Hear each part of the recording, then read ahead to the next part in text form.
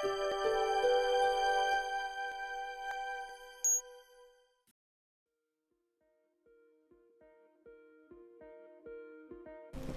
everyone. Right, let's carry on with our sloth hanging about in the jungle. We've got a lot to do still. Let's see, we've got certainly work on the tree branches, the leaves, halftones, highlights, details, maybe some more leaves, more than likely more leaves, and halftone leaves in the background, smaller ones, and halftones on the sloth, bringing that all to the surface, and then starting to work on the hair with more detail, with more accuracy, lots of shading, and then of course this little face, what you see that's still relatively light in the eyes, nose and mouth will end up being polished out dark, and then the area around it filled in, and so everything will be transforming into the right shades and tones and all that sort of thing. Yeah, I can't think what else to say really. I was thinking of maybe carving a little bit more into the surface. Some of it is still pretty flat on the top. I might put some nicks and notches into it, and still at a point where if I wanted to add some leaves where I didn't have leaves, I could still do that on the absolute top. So yeah, good fun, and I look forward to seeing the finished product, quite frankly. It's been hanging around for too long. And yeah, so we're nearing hopefully the end of lockdown and golf starting on Monday.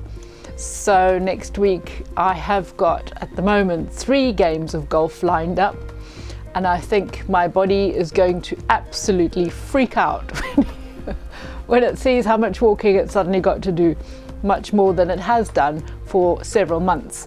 So yeah, all good indeed, and fingers crossed that is how it's going to remain. So let's get on with the video and enjoy.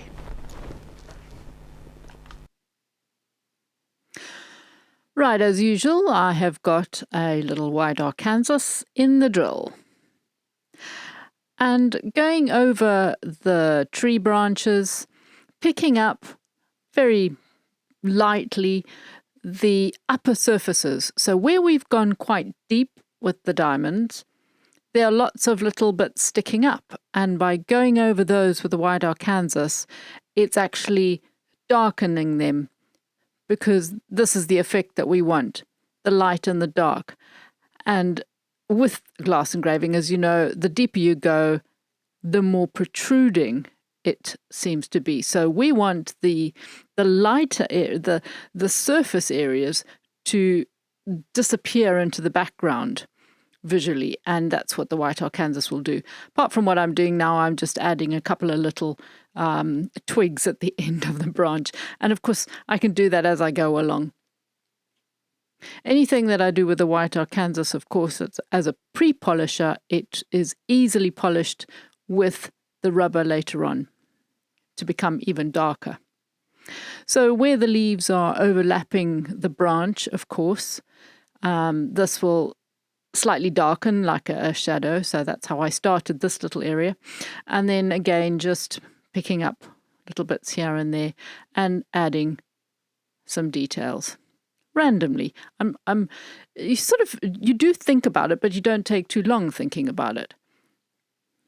It's just branches. They can be anywhere, as long as you stick to the rule of thicker going to thin at the end.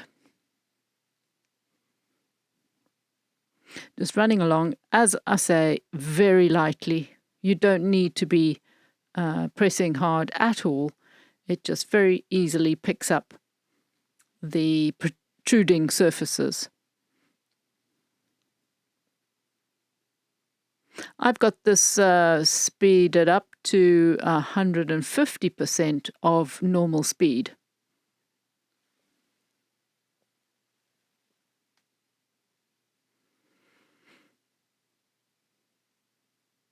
As you can see, a lot of dust coming off. So ensure that you have got your mask on. And, yes, you can use water, but as I've said before, water with a white Arkansas, to me, will, for something like this, it will soften it too much and therefore wear it out quite quickly. Running it over the top surface, if I want the upper surface of the glass, the edge of the glass, the rim of the glass to be darker, then just run it over the top of that and we can polish that up a little bit later on. So there's a little bit of a variety, so you don't have this harsh white rim.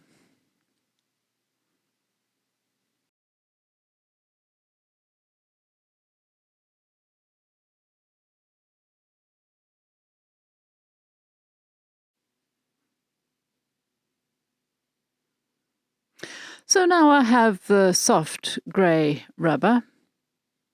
If you've got another rubber, just use that. But soft grey goes nicely into the engraving in some of the slightly deeper areas, which a hard rubber won't.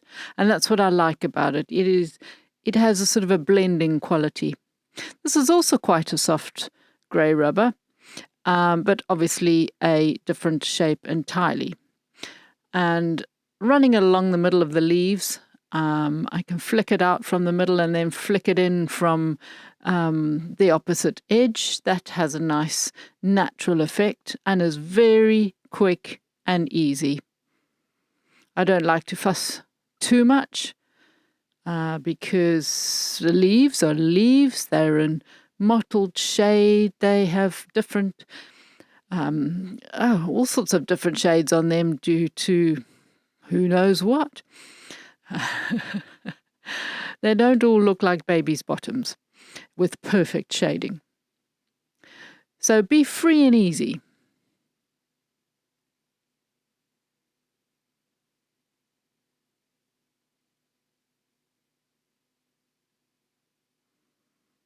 Line down the middle, pull it out slightly, and then pull it in from the other side. You can do this, of course, with, you can get your line down the middle with the little pencil rubber. That's not a problem. You can do it with a white Arkansas, sort of sharpened initially. That, there's so many ways you can do it. Even if you have got a thicker rubber, like the soft grey rubber, you can sharpen the end a little bit and just run it down the middle. Just experiment, modify your tools to suit what you want. Yeah, you can see I'm running over the top in places to give it a bit more shadow. I was actually going to shape those really straight areas of the rim, and I don't think I really did in the end. Anyway, it has a good effect.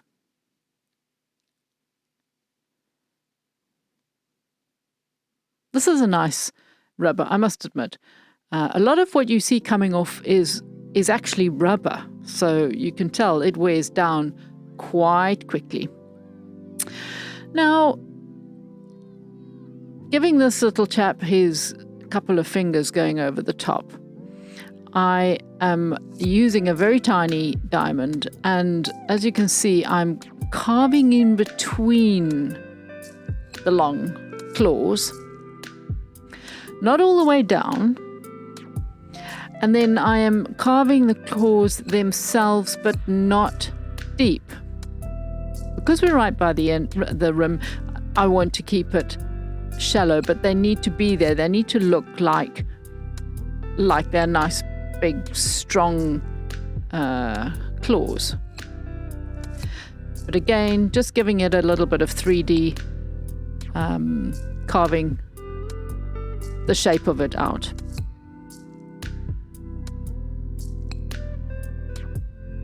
I don't want to have it too spindly because, well, you can. I mean, I just don't want the rim to be too delicate.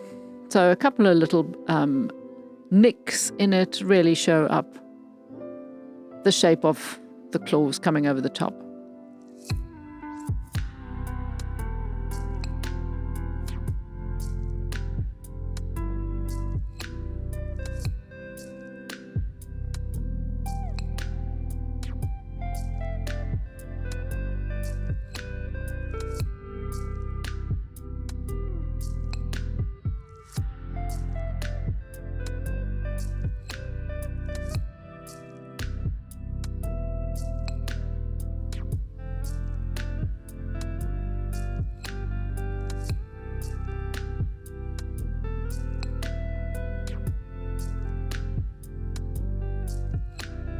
You can go a little bit deeper on these, a little bit deeper, obviously because they're not on the rim.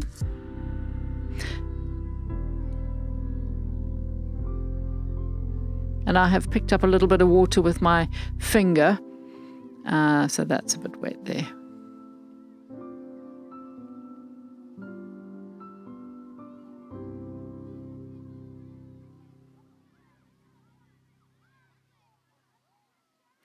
Now flattening the top of a rat's tail, quite an old one as you can tell, using the green stone.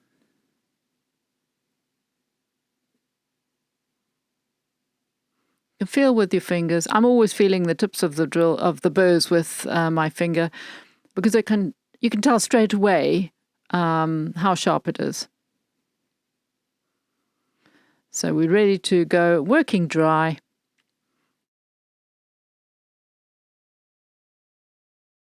Working dry and just adding some little veins into the leaves, keeping them very simple and going with the same directional flow as the movement of the burr that you used in the first place. So just try to do that rather than making veins that are at a different angle to the movement.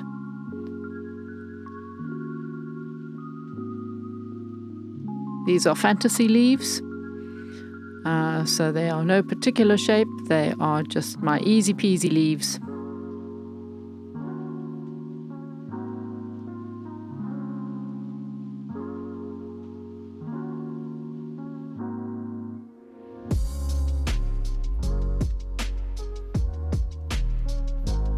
I'm just doing a little leaf that is bending over slightly.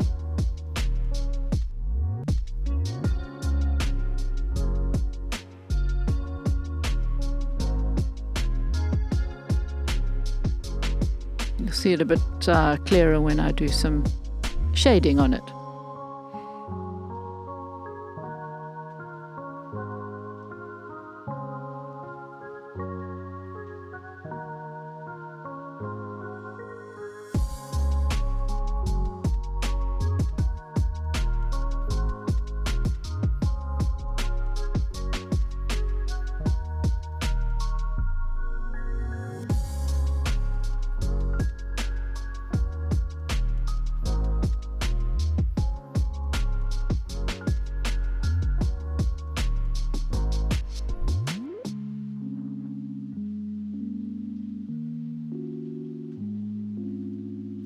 Little brown pencil rubber.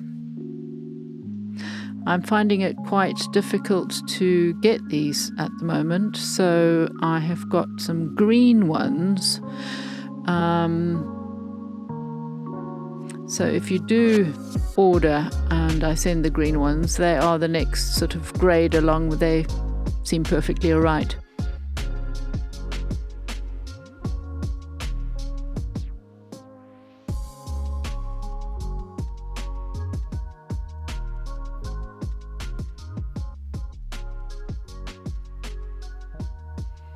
Carrying on with the veins.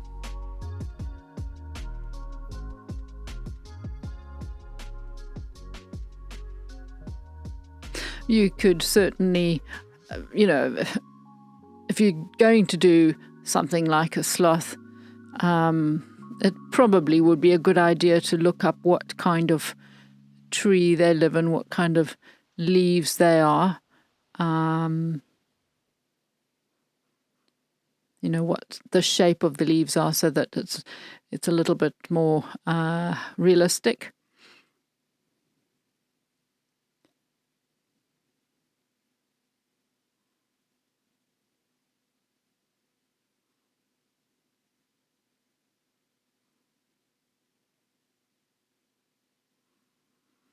I'm being a little bit lazy and not turning the glass. You can angle the glass to a way it's more comfortable for the direction of that action.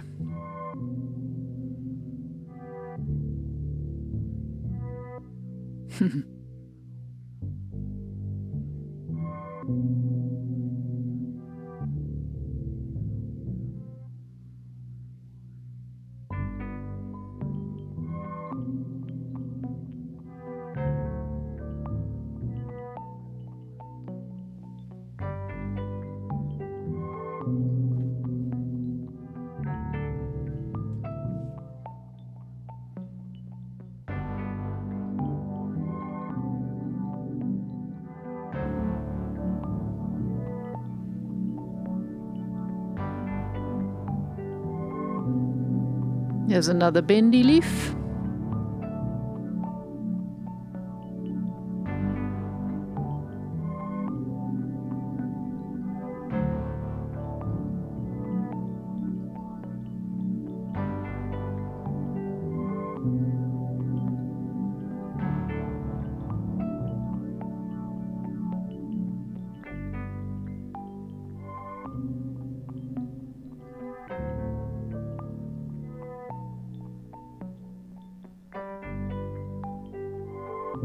You can see the difference it makes when you have sharpened the little rat's tail. I mean, this rat's tail's really old. But to get down to the nice fresh diamonds like that, it is fantastic. Right, little brown pencil rubber again, and just picking up some shadows between those claws.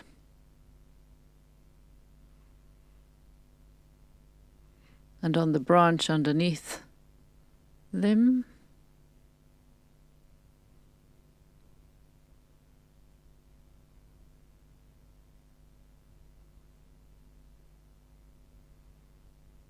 You can see how I automatically steady the drill with my other finger.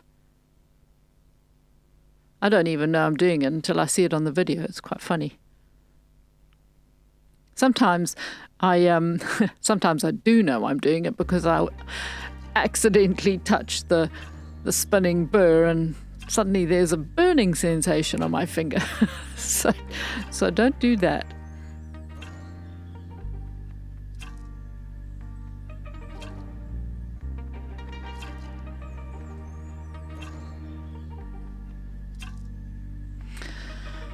Okay, so I've got a small green stone and I'm running it up against this white stone because I want to get rid of any rough bits on it and make sure that it has got a nice, smooth overall feel to it. So it's a half tone without being as dark as the white Arkansas. It's just going to, you can see a slight difference in shade anyway. It's just going to fill in the areas for me, and so I can still see what needs to be shaded and where the diamond work is.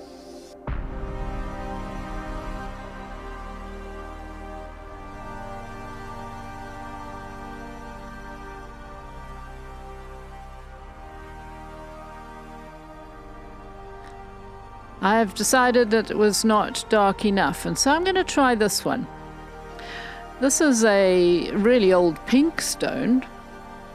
I bet a lot of you have got all sorts of stones in your boxes. So you need to check and see what you've got and experiment on a piece of scrap glass. See what they do and what they do to the diamond and what they do on their own.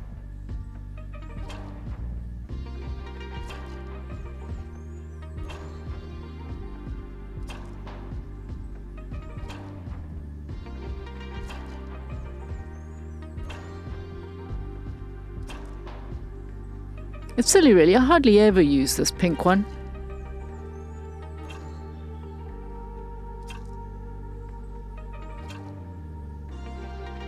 So bringing all those darkened clear glass areas up to the surface. So now our little sloth is starting to look a little bit more solid. That's quite important. Don't want him to look like he's got holes in him. Him or her. I never decide. Oh dear. I need to make a decision at the beginning whether I'm engraving a him or a her.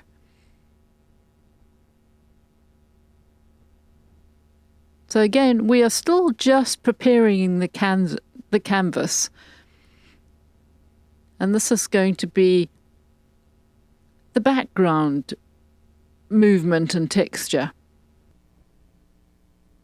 We have a lot of work to do on this little chap.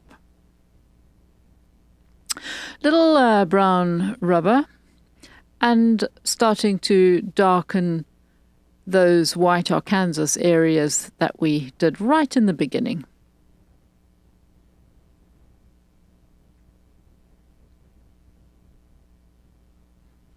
Such a cute little face.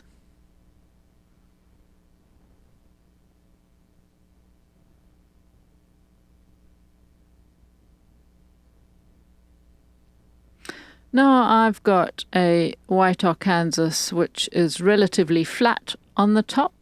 No, I want to make it flatter, so I'm holding the very old white stone. Use the back of diamonds, use the old stones in the drills. You can use whatever you like to, something that's just going to flatten the top of this so it has a sharp edge. Then, using it dry onto the engraving, you can see it makes its own little half-tone hairs that actually go into the glass quite well. So it's texture, it's slightly darker, and it starts to really look like hair.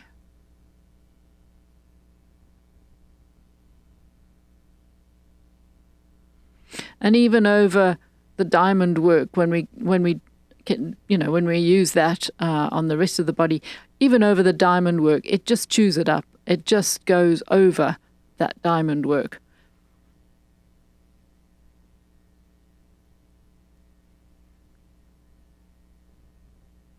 So I'm referring to a little picture just to make sure that I get the correct direction of the hair and everything.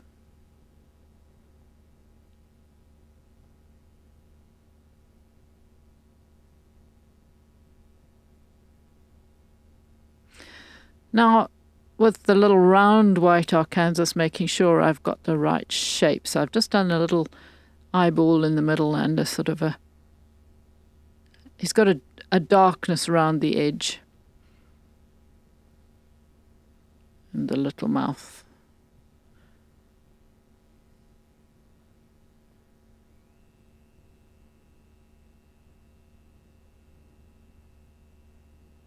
Little brown rubber. Very simply darkening that whole area again. And you can see the little shine because we've made a little dent in the middle, the little eyeball, without going too deep, but it's enough to have a little shine in it when the light shines on it so that it looks alive. But we are going to add a sparkle anyway.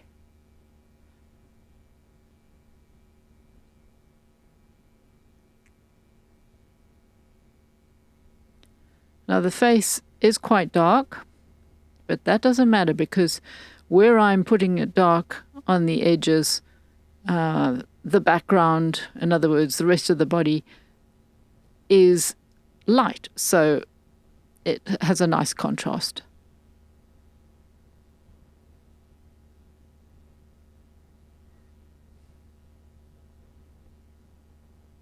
So cute. Soft brown rubber. Oh, it's not a brown rubber at all, it's a grey rubber. And getting some shading going there, starting to make a more of a 3D effect. Background shading of the fur, the hair,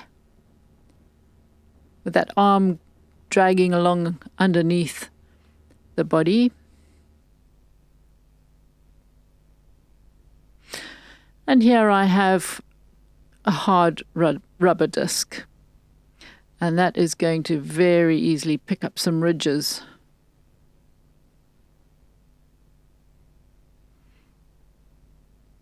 There's an interesting shape to the hair on the arms. It sort of splits in the middle, and the one side goes the one way and the other side goes the other way, almost like a feather.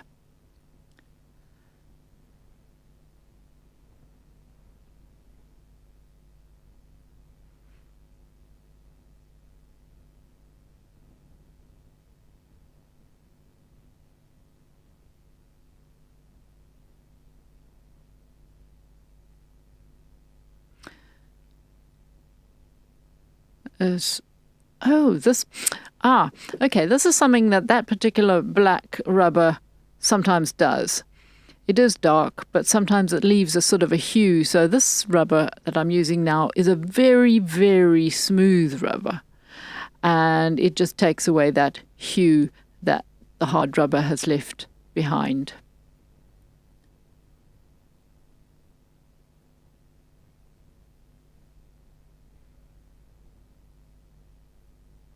Quite a cute little image, little composition, I think.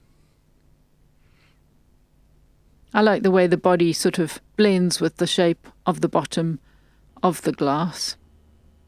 Right, here's the white Arkansas with the sharp flat top. So I am making half-tone hairs.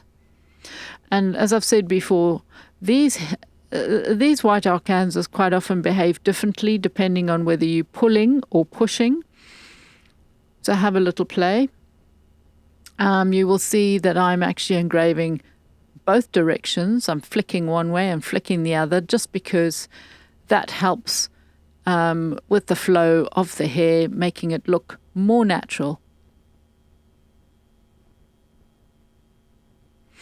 I like to use it on the very edge of the animals, just flicking tiny, tiny little fine half-tone hairs. They really do finish the edges off nicely, especially if I've been heavy-handed with a diamond. And I just need to neaten the edges, making it look a little bit more hairy, finer hair.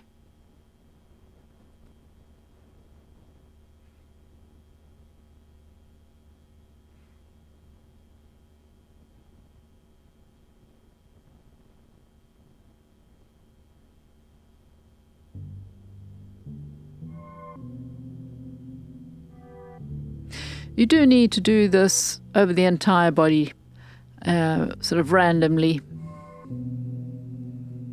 to give it the half tones.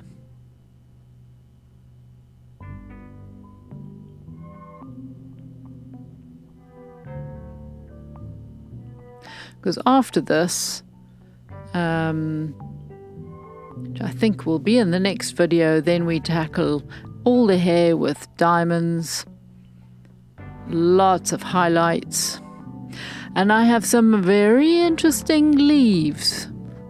A surprise leaf attack. Haha! In the next video. I surprised myself, even, when I suddenly off the cuff decided to do a certain type of leaf.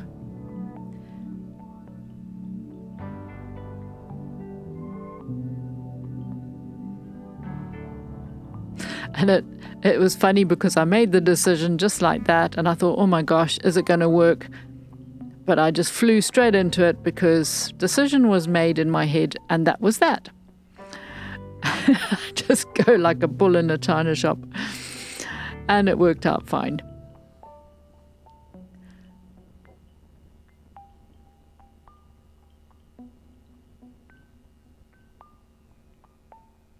Lots and lots and lots of half-tone hairs all over. Hope you enjoyed that. And I'm looking forward to showing you the next video, which will be the final one of the sloth. So do take care, and thanks for watching. See you next time. Bye for now.